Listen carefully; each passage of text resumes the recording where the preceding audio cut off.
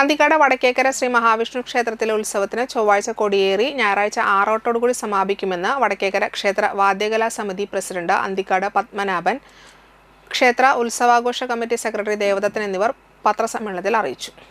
ക്ഷേത്രം തന്ത്രി പഴങ്ങാപറമ്പ് ഉണ്ണികൃഷ്ണൻ നമ്പൂതിരിയുടെ കാർമ്മികത്വത്തിൽ കൊടിയേറ്റം നടക്കും. തുടർന്ന് കലാസന്ധ്യയുടെ ഉദ്ഘാടനം അഡ്വക്കേറ്റ് എ. രഘുരാമൻ പണിക്കരും നിർവഹിക്കും. ഏപ്രിൽ 8 വൈകിട്ട് 7 പുരസ്കാര സമർപ്പണ സദസ്സ് പത്മശ്രീ പെരുവനം കുട്ടൻമാരാർ ഉദ്ഘാടനം ചെയ്യും. അന്തിക്കാട് പത്മനാഭൻ അധ്യക്ഷത വഹിക്കും. Doctor K. വിഷ്ണു ഭാരതീയ സ്വാമി പുരസ്കാര സമർപ്പണം നടത്തും.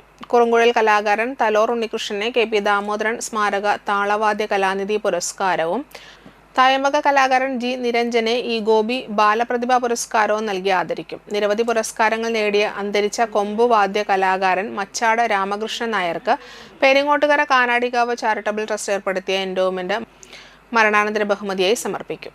ഏപ്രിൽ 9 വൈകിട്ട് 7 തിരുവാതിര കളിയും തുടർന്ന് കുട്ടികളുടെ പരിപാടി അരങ്ങേറും.